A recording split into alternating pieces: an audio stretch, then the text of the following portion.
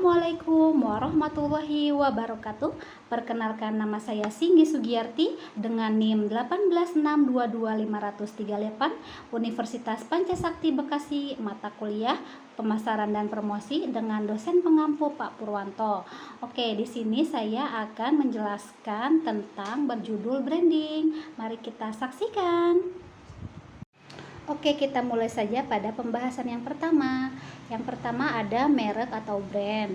Nama, istilah, tanda, simbol, atau desain, atau kombinasi darinya yang digunakan untuk mengidentifikasi suatu produk dan membedakannya dari produk lain. Sesuatu yang digunakan untuk menunjukkan pada pelanggan bahwa produk berbeda dengan produk lain yang dihasilkan oleh produk lainnya juga. Terus ada tahap kesetiaan merek. Tahap kesetiaan merek ini ada beberapa macam. Yang pertama, kesetiaan merek bersedia mencari merek tertentu. Kalau tidak ada, pelanggan tidak mau beli merek lain. Yang kedua, merek pilihan, yaitu pelanggan pilih merek tertentu dan meninggalkan yang lainnya. Terus yang ketiga, pengakuan merek, yaitu pelanggan ingat akan merek. Selanjutnya ada merek terkemuka di Indonesia, banyak sekali contohnya ya. Lalu ada prinsip-prinsip dasar dalam branding atau pembangunan merek yang berhasil sudah teruji oleh perusahaan, tidak bersifat mutlak namun disesuaikan dengan situasi atau kondisi marketing. Adalah 50% ilmu pengetahuan dan 50% seni. Oke, selanjutnya ada aspek pubalitas. Aspek pubalitas ini yaitu kelahiran merek yang kuat diperoleh bukan dari iklan, tetapi dari publilitas. Promosi terbaik datang dari perkataan orang lain tentang merek, misalkan berita di TV. Contohnya Blue Band ya, menjadi sponsor berbagai majalah, buku, acara TV, dan resep makanan. Lalu ada aspek pengiklanan. Aspek pengiklanan yaitu merek harus terus dijaga agar tidak mati dengan mengiklankan produk tersebut, seperti Rinso, Indomie, apakah masih perlu iklan gitu kan. Iklan diarahkan untuk membentuk persepsi konsumen bahwa merek kita adalah yang terbaik atau yang terdepan. Selanjutnya ada aspek kata. Aspek kata yaitu merek harus diusahakan terasosiasikan dengan sebuah kata di benak konsumen, seperti mobil mewah. Kalau misalkan ada Indomie, ya Indomie instan, Aqua mineral, kalau Honda tuh sepeda motor, Kodak, kamera, ya perlu waktu panjang dan biasanya produk pertama menciptakan kategori baru. Lalu selanjutnya ada aspek klaim otentik. Aspek klaim otentik yaitu merek akan sangat berhasil apabila ada kuantitas keahlian yang berbeda dengan yang lain. Merek adalah yang asli dan yang lainnya hanya meniru saja, seperti Aqua, Jippo, Levi, Nescafe. Dan selanjutnya ada aspek kualitas. Aspek kualitas ini sangat penting, namun merek tidak hanya dibangun oleh kualitas. Apakah benar jam Rolex lebih tepat dibandingkan dengan Seiko? Yakin? Apakah oli top 1 lebih unggul dibanding Mesran? Hasil riset yaitu hampir tidak ada korelasi antara kesuksesan merek dengan tes kualitatif antar merek. Oke, selanjutnya ada aspek kategori baru. Aspek kategori baru ini diperkenalkan kategori baru di pasar, maka merek Anda akan menang. Xerox mencipta kategori pasar baru yaitu mesin fotokopi. Indomie, kategori mie instan siap makan. Daihatsu Xenia, mobil murah yang bagus. Dawet Ayu, yaitu minuman segar siap saji di pinggir jalan. Oke, selanjutnya ada aspek nama ya. Aspek nama itu yaitu secara jangka panjang, nama merek yang baik akan lebih berhasil. Baik bukan berarti manis, indah, dan lain-lain, namun mampu menggambarkan persepsi yang diinginkan atau ditampilkan dari merek. Kijang, lincah, tahan banting, sederhana. Terus ayam goreng mabok berek. Oke, selanjutnya ada Aspek perluasan usaha. Cara termudah menghancurkan merek adalah menaruh namanya pada semua produk. Hyundai, semua segala sesuatu kecuali uang. Aqua rasa buah, yaitu sukses atau jalan menuju kematian. Selanjutnya, ada sebentar ya. Selanjutnya ada aspek nama merek, yaitu anak merek dapat menghancurkan merek induknya.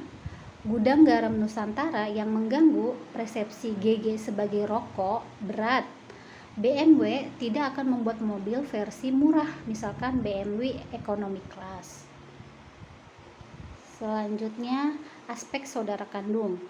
Mereka kedua bisa memperkuat dan memperluas pasang pasar apabila tepat waktu dan tepat. Contohnya Toyota dan Lexus, Jarum dan LA Hilux, Simpati dan Kartu As, RCTI dan TPI. Lanjutnya ada aspek bentuk ya. Aspek bentuk ini seperti logo yang sebaiknya didesain enak untuk dilihat oleh konsumen. Jadi kedua mata kita tuh bentuknya persegi panjang horizontal dan adalah yang terbaik. Oke, selanjutnya ada aspek warna. Aspek warna itu yaitu suatu merek harus menggunakan warna yang berlawanan dengan pesaing utamanya. Misalkan Mentari itu kuning, Simpati merah, lalu Prabayar Excel apa gitu. Atau gambar jempol atau bebas gitu. Oke, selanjutnya ada aspek batas.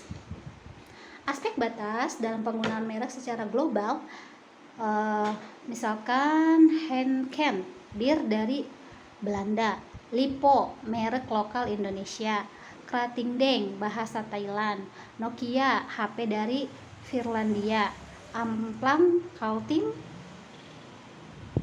Selanjutnya ada aspek konsistensi. Suatu merek tidak dibangun semalam. Keberhasilan diukur dalam puluhan tahun, bukan tahunan. BMW telah mampu mempertahankan citra yang sama selama 35 tahun. Bayangkan apabila ada bir Coca-Cola. Selanjutnya ada aspek perubahan. Merek dapat berubah posisi, namun hanya sesekali dan dilakukan dengan ekstra hati-hati. Marlboro dari rokok wanita menjadi rokok pria sejati. Oke, selanjutnya ada aspek kefanaan, yaitu merek tidak bisa dikenal selamanya, ada saatnya akan mati. HP merek Ericsson dibunuh dan digantikan dengan Sony Ericsson. Ditemukan kategori baru, biasanya akan memunculkan merek sukses baru dan menghilangkan merek lama. Selanjutnya ada perlindungan hukum. UU nomor 19 tahun 2022 tentang hak cipta, pelanggaran hak cipta dapat dipidana hingga 7 tahun penjara dan didenda sebanyak 5 miliar. Awalnya dianggap membuat bisnis lesu, secara jangka panjang akan mendorong kreativitas bangsa dan pencipta. Selanjutnya ada pengertian branding. Pengertian branding ini adalah kegiatan pemasaran dan promosi yang bertujuan untuk membangun citra, kesadaran, dan identitas perusahaan secara produk yang ditawarkan. Proses branding melibatkan berbagai kegiatan seperti pemilihan nama, logo perusahaan, desain, kemas produk, pembuatan iklan, dan penentuan strategi pemasaran yang tepat. Dalam bisnis, branding menjadi salah satu aspek penting dan membangun citra perusahaan dan berkomunikasi nilai-nilai yang diusung. Selanjutnya ada jenis branding. Jenis branding itu ada berbagai macam ya. Dalam dunia bisnis terdapat beberapa jenis branding yang dapat diterapkan untuk meningkatkan kesadaran merek dan konsumen. Dengan menerapkan jenis branding yang sesuai, perusahaan dapat menciptakan identitas merek yang kuat dan meningkatkan daya tarik konsumennya. Namun, dalam memilih jenis branding yang tepat, perlu dipertimbangkan tujuan jenis-jenis yang dijalankan. Setiap jenis branding juga memiliki karakteristik dan kelebihan yang berbeda hingga perlu dipilih bijak agar dapat memberikan hal yang maksimal. Lalu pada umumnya terdapat beberapa jenis branding yang dikenal luas, diantaranya adalah sebagai berikut. Produk branding. Produk branding adalah jenis branding yang fokus pada bangunan citra dan identitas produk tertentu, bukan pada perusahaan produk tertentu, bukan pada perusahaan secara keseluruhan. Proses branding pada produk ini juga bertujuan untuk memperkuat kesan positif dan membedakan produk adanya produk branding yang baik. Produk tersebut akan lebih dikenal oleh konsumen. Lalu ada corporate branding. Corporate branding adalah jenis branding yang fokus pada membangun citra dan identitas perusahaan secara keseluruhan, bukan pada produk tertentu. Dalam corporate branding, perusahaan berusaha memperkuat kesan dan kesan positif tentang perusahaan dan menciptakan kesan profesional dan serta percaya di mata konsumennya. Lalu ada service branding. Ini merupakan jenis branding yang fokus pada membangun citra identitas jasa yang ditawarkan oleh perusahaan. Dalam service branding, perusahaan berusaha memperkuat kesan positif tentang jasa yang ditawarkan, menciptakan kesan profesional, terpercaya, bernilai dari mata konsumen. Lalu ada co-branding. Jadi jenis branding yang dilibatkan 2 atau lebih merek untuk menciptakan produk baru, dilakukan untuk memperkuat citra merek dan produk yang ditawarkan, meningkatkan nilai tambah produk serta menambahkan peluang baru di pasaran. Lalu yang keenam ada no brand branding. Yang ketujuh sudah selesai. Oke, terima kasih, itu saja dari saya. Sekian dan terima kasih. Wassalamualaikum warahmatullahi wabarakatuh.